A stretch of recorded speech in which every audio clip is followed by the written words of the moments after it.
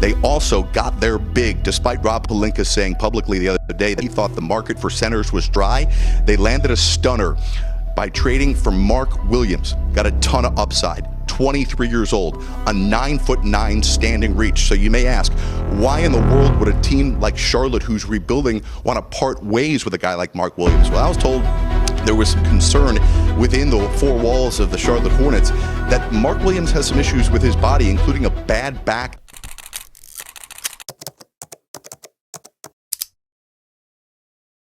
Laker fans should be really ashamed of yourself, man. We sitting here talking about Rob Pelinka being the executive of the year and looking forward to next season, how to build around Luka and possibly LeBron. And then this story hit.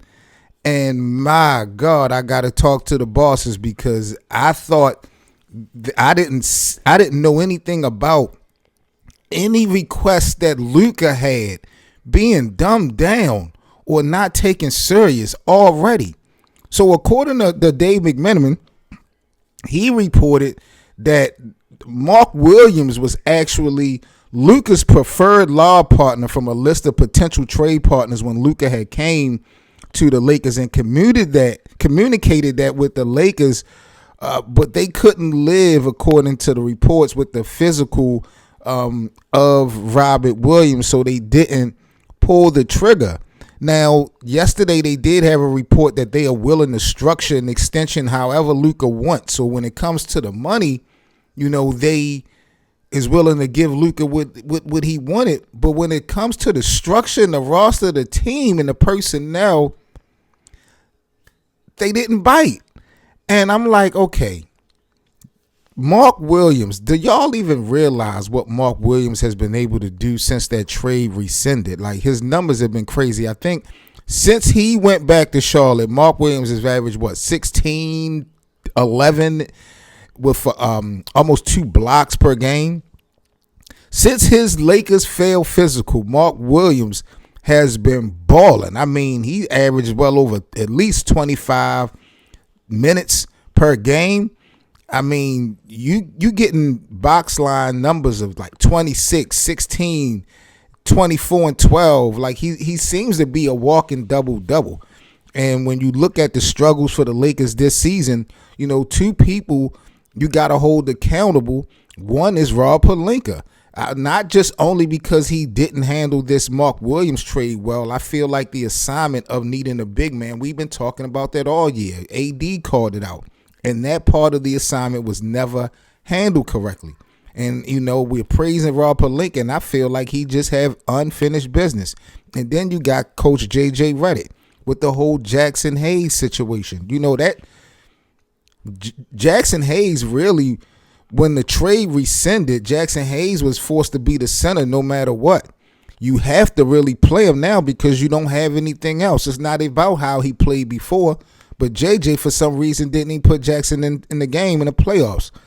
So there was just a lot of unanswered questions with Rob and finding out that Luka asked for Mark Williams and they didn't really jump on that.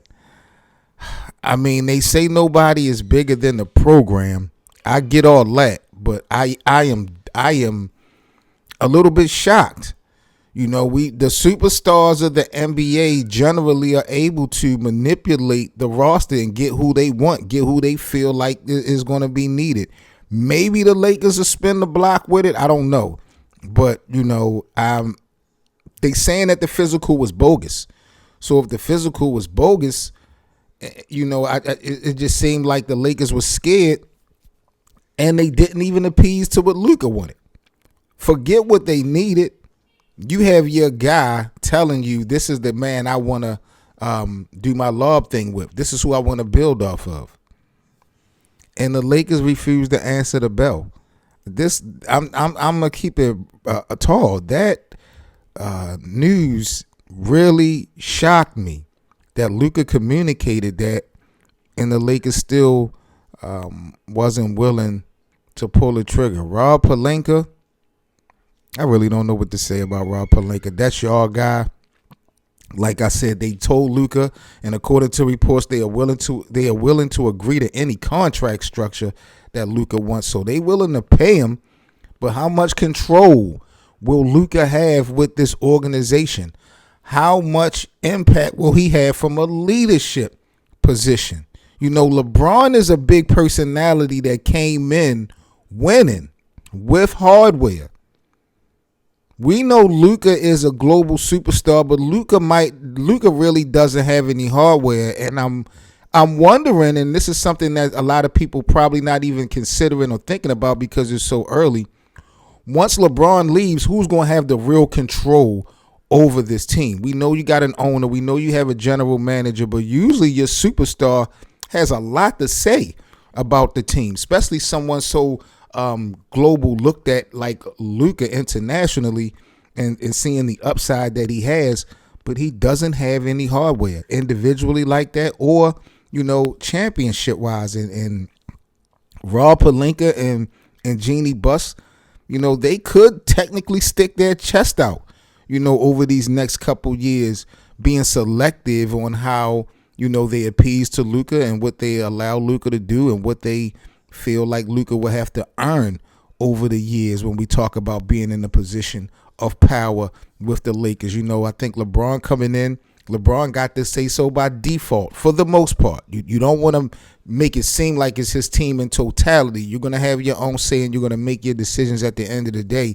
I don't know if Luka is going to have that much leeway because he hasn't won anything. I think when you in a situation like the Lakers organization and you're surrounded by a history of winning, you know, you have to bring that to the table.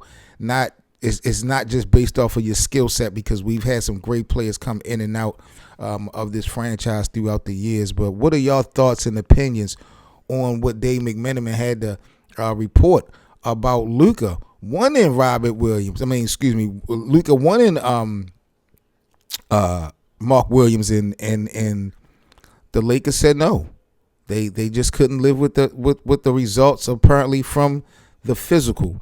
But man, since that failed physical, Mark Williams played 31 minutes, 26, 16 and 1. Next game, 34 minutes, 24, 12 and 2. The next game, 26 minutes, 14, 14, 2 blocks. 29 minutes the next game, 24 and 10. 31 minutes the next game, 12 and 13. 12 and 12, 8 and 12, 10 and 5, 10 and 9. Playing at least 25 minutes at the 5 spot. Man, I really do think the Lakers dropped the ball. I didn't do too much homework technically on this story because I like Dalton Connect. But learning that Rob Pelinka didn't take this serious, I don't know what that's going to mean for the future of Luka. He might not be here so long after all. Who knows? If he can't build a team the way he wants, why would he stay? Something to consider and talk about. Lakers Land. I'm Seven Mitchell. Like, comment, and subscribe to the channel if you enjoy daily Lakers news. Even in the offseason, y'all know how I'm coming and I'm going to bring it to you guys. So hit that subscribe button and hit that like button for me so we can get this video out in the algorithm. Shout out to all the Lakers fans. Happy Sunday, and I'll catch you on the next video. Peace.